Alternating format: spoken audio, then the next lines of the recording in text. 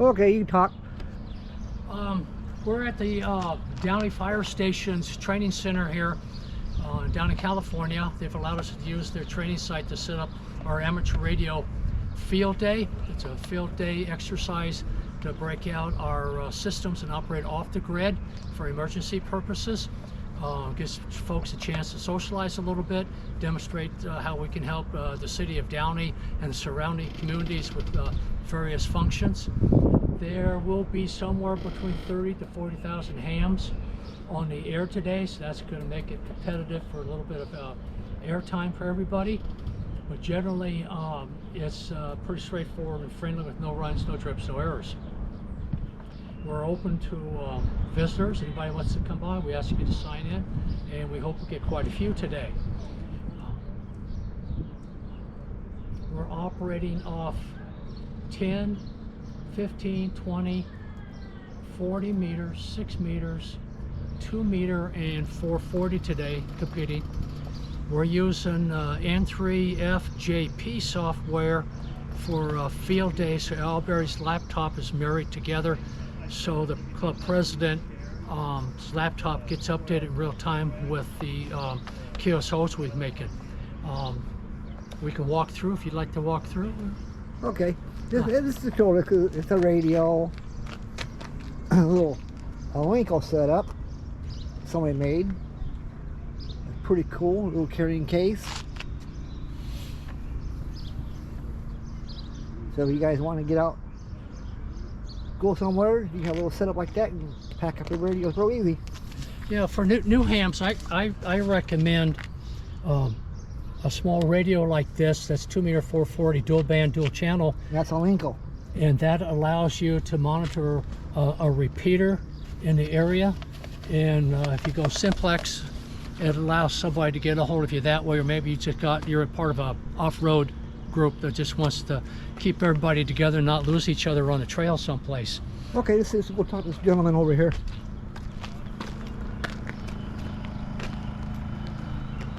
He's with the RV and got his little setup for field day.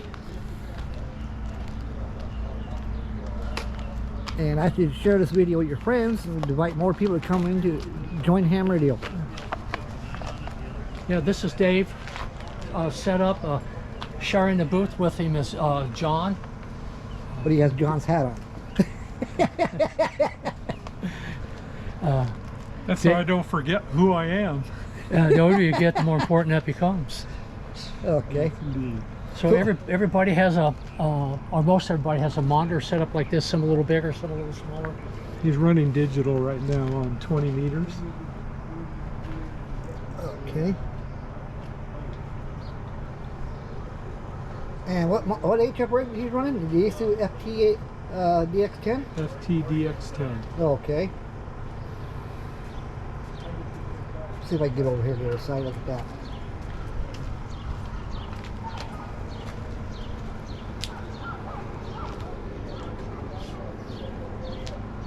It's funny on digital, there's lots of signals. But on phone, it wasn't. Like I said, I wasn't sure what it was going to be like because they had that R1 storm before the last 24 hours. I heard two guys and they couldn't talk to each other. And that is a good thing to have. But I didn't want to break in. So when you want to set up your antennas, you can check the SWR and see if the antenna is resonating after being 50 The minute ohms. we put the antenna down here, Took off. it's near flat. Yeah, that's right. You never know. So you want to go down? Yeah, we talked to him. What is this dish? Well, that's our microwave dish. I think that's a Dave and Kenneth project for $5. I'm not sure when they'll use it, but they talked about using it this weekend sometime. Oh, okay. The range isn't, my understanding, isn't all that great. They might get to the next county. Yeah. Now I was looking at this radio earlier. It's a badass radio, you know. Kenwood! Kenwood! If you would watch this video, this is one of your radios, the all-mode PR 751A. Yeah, I wish you guys bring it back, radios like this. That was a good little radio. That's the size we need. A lot of us want because we can't put the big ones in our cars. 2-meter VHF sideman is fun. I've never used one. See where it says counterclockwise and clockwise? Yeah. Push clockwise, I think.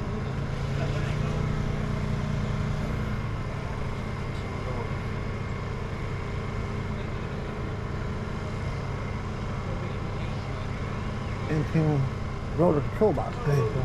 All right, now I know. Alright, I gotta run this up. They are just now tuning their antennas, setting up their equipment, checking it out.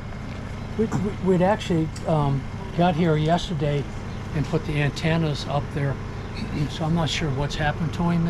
It could be bad cable or something, but we've got 3 or 4 of them up there. No, okay. Let's get a look at this radio there. Okay. So it's sure.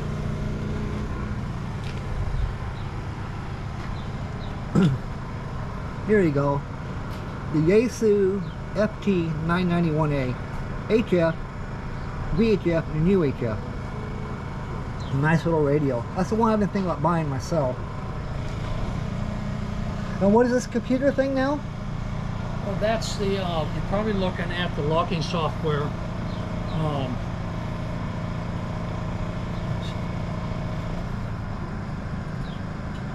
Well, I'm not sure what Dave has going here. That's something for him, but the rest of this out here is that N3FJP software, I think, contest software. You get a license for it, and you can hook up all your laptops to it. So what'll happen is what Ken reports here will show up on Dave's, the main hub of the Wi-Fi system there, and the same thing with the twins over there. And with Steve over here and Jeff on the side. So everybody's married to one central point here, so it all happens in real time. That way they don't have to save it as an ADF file. What's this ARLAMS? What are we looking at here? It's number 5. See it right here? My finger is? Yeah, that, I would guess that's Oklahoma. I'm not really sure what the... Like AR Arizona, LA, Louisiana? It could be, yeah, Louisiana, Mississippi, New Mexico. These other, the 3-letter ones, I'm not sure who they would be, but yeah, that'd be my guess. No, okay. All right.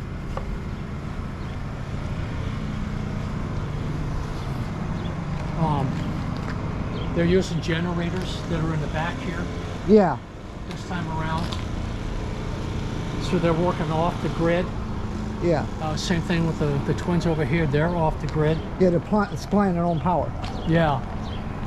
Yeah, because if we should have a major quake, the power lines, power grid may go down.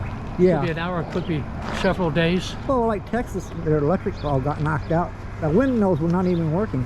Well, a number of years back, there was a fire in Anaheim Hills, and there was so much traffic on the cell phones that the fire department and other first responders asked people not to use their cell phones because they were taking up all that space. Okay. On the cell phone lines. I mean, the cell phone lines like a hose. It only takes so much pressure before the hose collapses, which is what the fire department was running into. So if you had a ham radio or another one of the handhelds that you can get, it might have been a little easier for families to get a hold of this is each going to be other. a 2-part video because the way the GoPro is, I'm new at this. I got to learn more about editing and splicing videos together. Okay. So these guys are working 10 meters, and I think 6 meters today. What's that little antenna? What frequency is that for? This is your 2 meter? That's a 220. 220. Okay. All right. Something doesn't get used very often. Yeah, I wish. Not so often. That's why I tell people check out the Condor. There's a little bit of Condor system left.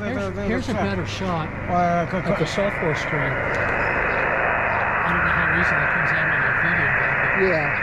It may look better on video, the lighting. And he's running an old Yasu FT100D. That's the model before they made the 857D. And this goes HF, VHF, and UHF, right? No, it's HF is what I'm operating. It's 10 meter band. Well, does the other bands too? Like the 857? The 857 Delta, it would also do VHF. Well, no, yes, this radio does the 2 meter 440 mode as well as that of it's a HF radio. Okay. And this guy, mode. this old boy here has a tri-bander. Well, it's like a Kenwood. An old Kenwood tri-bander. Yeah, that was a nice little radio at the time it came out. And that, what model tri-bander was that? On the top it says 742. Oh, okay. Yeah, that's nice. Okay, let's go see this gentleman over here. I'm not sure Steve's at. Steve may be topside. Yeah, those are guys I saw earlier. They're working on the antenna. We're at the fire department training facility. He's doing 2 meter 440 stuff today. Oh, okay.